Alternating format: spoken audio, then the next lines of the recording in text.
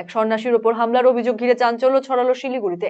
গতকাল রাতে শিলিগুড়ি সংলগ্ন ফারাবাড়ি নেপালি বস্তি এলাকায় বৃন্দাবনের বিশ্ববিদ্যাধাম ট্রাস্টের সন্ন্যাসী হিরণময় ব্যানার্জির উপর হামলা হয় বলে অভিযোগ। ভাগবত পাঠ সেরে শাহুডাঙ্গি এলাকায় এক ভক্তের বাড়িতে যাচ্ছিলেন তিনি। সেখান থেকে আসার সময় তাঁর গাড়িতে হামলা করা হয়। বাইকে দুজন এসে হামলা করে বলে অভিযোগ। সেখান থেকে পালিয়ে প্রাণে বাঁচেন সন্ন্যাসী। বৃহস্পতিবার তিনি শিলিগুড়ি রাশিঘর ফাঁড়িতে অভিযোগ করেন। তিনি জানান, ফেরার পথে গাড়ির পিছু নেওয়া হয়েছিল। গাড়ির পাশে এসে ধারালো অস্ত্র দিয়ে গাড়িতে হামলা করলে কাঁচ ভেঙে যায়। এর আগেও কোচবিহারে আমার উপরে প্রাণনাশের হামলা চালায় কিছু দুষ্কৃতী। ঘটনার তদন্তে নেমেছে পুলিশ।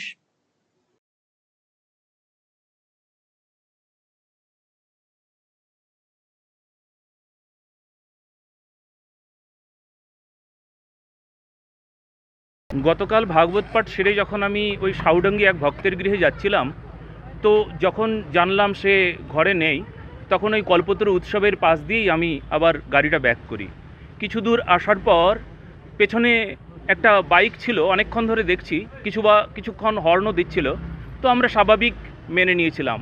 কিন্তু হঠাৎ করে দেখি বাইকটা যখন আমাদের বাঁ দিক দিয়ে এসে এমন সহসা আঘাত করলো, আমাদের কাজগুলো চুরচুর করে ভেঙে গেল। আর এমন একটা আওয়াজ, বিকট আওয়াজ হলো, আমরা সবাই চমকে উঠলাম। আমরা ভয়ে ভীত হয়ে উঠলাম। কি করব? গাড়িটা থামানো উচিত না আমাদের খুব দ্রুত বেরিয়ে যাওয়া উচিত? আমরা ঠিক ডিসিশন নিতে পারছিলাম না। এমতো মুহূর্তে আমরা ওই অবস্থায় এগিয়ে গেলাম। খুব তাড়াতাড়ি গাড়িটা ছেড়ে বললাম যে তাড়াতাড়ি চলো, যা হবে দেখা যাবে, খুব দ্রুত চলে যাও। তো ওখান থেকে আমরা বেরিয়ে এলাম। এটা কটা নাগাদ হয়েছে? এটা মোটামুটি 11:30 পৌনে 12টা হবে রাত্রি। কোন এলাকা ছিল ওটা? এটা ওই শাহুডাঙ্গির ওই এলাকায় হবে। মানে ঘটনার পিছনে আপনি কি অনুমান করছেন? কিছু কি সাম্প্রদায়িক কোনো বিষয় বা ধর্ম নিয়ে কোনো ব্যাপার, বা বাংলাদেশের মধ্যে যে পরিস্থিতি সেটা হয়েছে কিনা?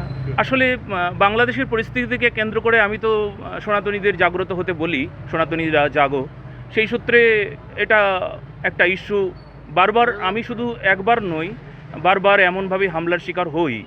তো এটা শিলিগুড়িতেও হলাম। এটা একটা আবার নতুন একটা জায়গা তৈরি।